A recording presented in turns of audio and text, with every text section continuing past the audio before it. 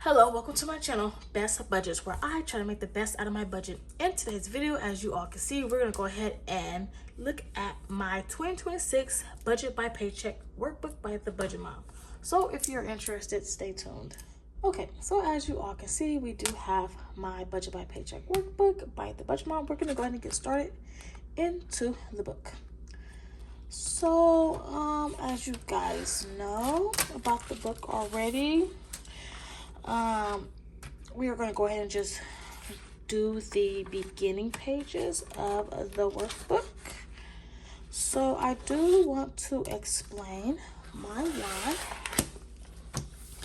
So this is my why, and this has been my why last year and also going into this year. Okay, so finding your why worksheet. This worksheet explains why are you on this financial journey? Why do you want to get better with your money? So I want to buy a home that I can afford and maintain. I want to stay out of debt, and I want future financial stability. I believe that's should be everybody's why, They want financial stability, they want to stay out of debt. So, that's my why. A lot of people do have their own why they want to be better with their money, but this is my why. I do live in Southern California, so it is expensive. So my why, I believe, is it matches where I live at, because future financial stability is very, very important. And it doesn't really matter where you live at nowadays. It seems like everywhere you go, you're going to pay more than $1,500 a month for rent. So yeah, that is my why and why I want to get better with my money. It was my why last year as well, and it is the same why going into 2026. So the next question is to ask a follow-up question. Why is the answer what it is from the above? So for example, why you want to pay off debt?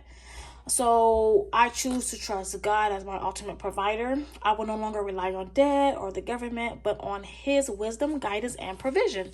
My financial journey is in His hands. And through discipline and faith, I will walk in freedom, abundance, and stability for me and my family. So I am a heavy believer of the Lord, and I know that He will bless me in these upcoming years. I do trust Him, and I put my faith in Him, and I know that I will be good because I am walking in His will. His will be done in my life. So this is my why for 2026. And of course, I will go ahead and fill this out a little later, but it seemed like I've already did it in this area right here. So now that we looked at my why, we're going to go ahead and flip to the next page, which is the financial plan.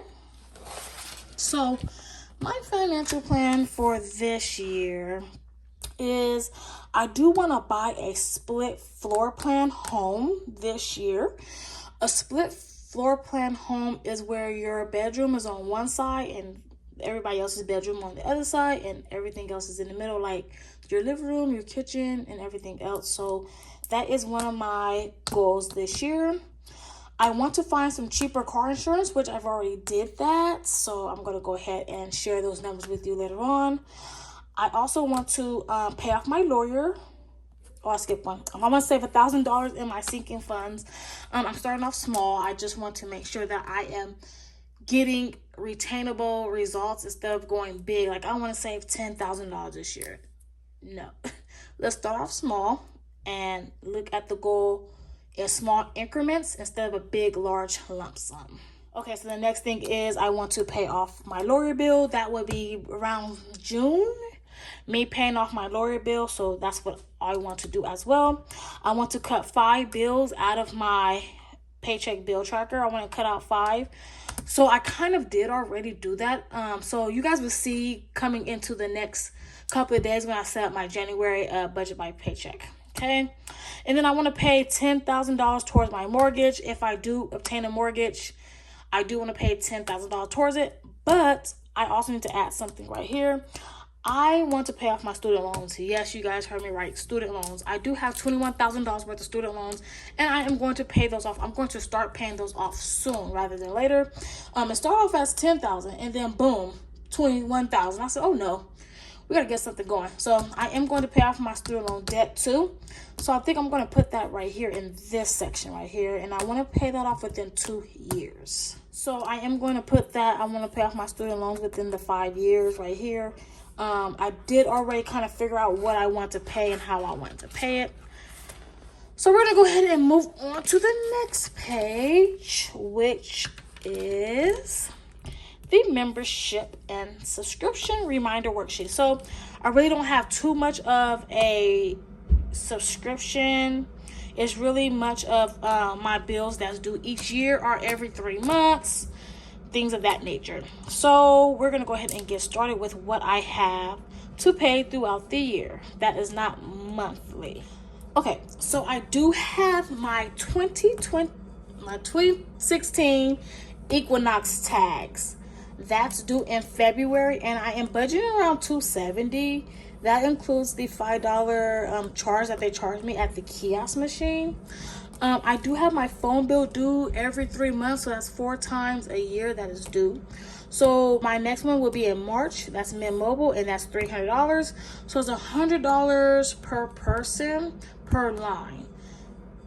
So it's $100 per person per line. So $100 for me, my daughter, and my husband. So that's $300 right there. My son is on his own plan with his father. So in June is due again. In July, we have the Malibu tags, which is another vehicle, a 2018, and I'm budgeting around $270 as well for that. Also, I do have my Ring alarm system that is due in August, and it did go up from $100 a year to $200 a year. So I am counting for that as well. Also, Mint Mobile is due again in September, and that's $300. I did go ahead and put the monthly cost down on this side because it's due every 3 months and it's not due once a year. And this is the yearly cost, and this is the monthly cost when it is due in that month, okay? So it's due in September again. In October, we do have my AAA roadside assistance, and that is $200 for the whole year. So that's for all the cars. For November, we have my 2012 BMW tax due. I am budgeting that to be at $270 as well. It shouldn't be no more than $270 per vehicle. When I've been getting my registration renewal, it's been like $260, in that range, $255. And I do add in the fee that they charge you at the kiosk machine. That's like $5. So I do that. And then in December, again, my phone bill's due, and that is being budgeted at $300 for that month. So these are all the memberships and subscriptions that I do need to be reminded about. I have nothing else. I don't have no Costco, Sam's Club, no Amazon Prime, none of that. I do pay Amazon Prime monthly. So, okay, now we're going to go ahead and move on to our next page. Okay, so this page is our savings goals tracker. I am going to go ahead and keep track of what I am saving throughout the year in my sinking funds, okay? So we're gonna go ahead and get started with this side. I am saving for moving. Like I said, I want to purchase a home, so I will be saving for moving. I'm trying to save $1,200 before I move. I don't know when I'm moving.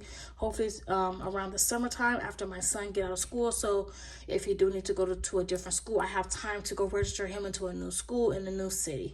Okay, so the next savings goal is my emergency. I want to save $600 this year or more in my emergency savings, so I do have that available. My car maintenance, I'm trying to save $300 for this year. So I am going to color in my leaves. Each leaf is going to be a different number. I am going to put that number in when the time comes for that. And then we have my bill pay. I don't have nothing as far as a goal in my bill pay. Unlimited one. So whatever I reach to, that's what I have at the end. My gifts, holiday, and travel. This consists of Christmas, 4th of July, Thanksgiving, any holidays on the calendar. This is what this is for. Okay, so that is gifts, holiday, and travel. If I have to travel anywhere, as far as like if I gotta go to Arizona, Vegas, anywhere where my family is at, that would be that as well. And then gifts. If I have to purchase anybody a gift for their birthday, anniversary, things like that, I will go ahead and pull out of this sinking fund as well. Okay. So the next savings goal I do have is my earthquake insurance / car insurance deductible. So this is a deductible savings fund. $2,500 for my car insurance deductible and $500 for my earthquake insurance. When anything happened to our vehicles, usually the $2,500 come out of the check before we get our money. So I've noticed that when we had our accident in our Ford Taurus, we got cashed out the value of the Ford Taurus, and they took $2,500 out of that balance. So it left us with like $12,000. So I'm not even for sure if I should be saving for this car insurance deductible, but I am going to do it just in case. I believe because it wasn't our fault. If it was our fault, we would have to pay our deductible. So I am going to be saving $3,000 in this savings fund just to make sure that we are covered in any accident. So those are all of my savings goals for this year. We're going to now move on to, well, I have to still fill out this page. We're going to go ahead and start off with my budget category organizer. Let me go ahead and flip this over. If you guys need to zoom in, go ahead and zoom in on the categories. So we're going to go ahead and explain my budget categories. I do need to buy some new highlighters and things of that nature. So I am going to go ahead and go to maybe Michael's or Hobby Lobby to go get me some highlighters. If not, I'll just order on Amazon. Okay. So we're going to go ahead and explain my budget category organizer. Okay, so for our first budget category, we have my rent. So the rent consists of my rent or my mortgage, if I do get a mortgage this year in 2026, and my lot rent. I'm planning on purchasing a manufactured home, and I'm planning on purchasing in a community. I did want to purchase my own land, but they were saying that like your own land costs over $100,000, and then to get the utilities and everything put in, it's going to be $1 billion. Okay, you guys. So I'm like, well, I guess I'll just go ahead and purchase a brand new one in a community somewhere. So that's what we're thinking about doing, is purchasing in a community somewhere where the lot rent is less than $1,000. So we still got a lot to look at and go look at as far as where the brand new ones are at.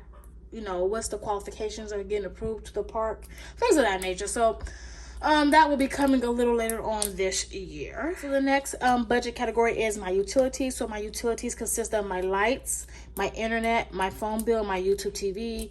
I don't pay any water, trash, or sewage because I am in an apartment building right now, so I don't have any of those type of utilities yet. Hopefully I don't have them, but I know I will probably have to pay some type of trash or water when I do move into my own home. Okay, so the next budget category is my insurance. So my insurance consists of my car insurance, my life insurance, my renter's insurance, and my earthquake insurance.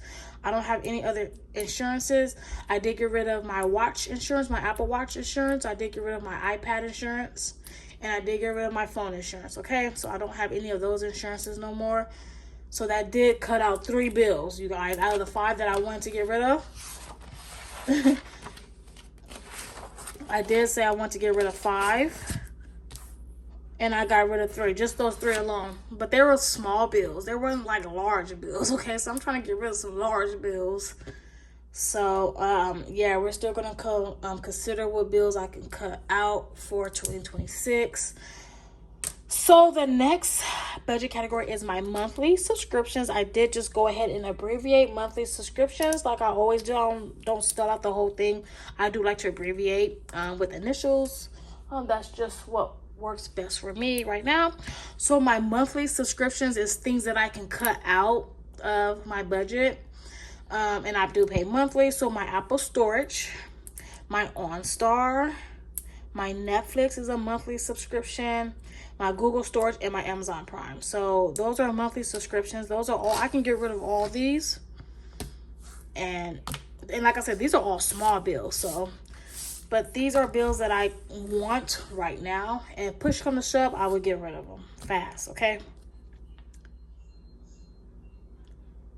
So the next budget category is debt. Like I said in the beginning of my pages, I was like, I don't want to rely on debt.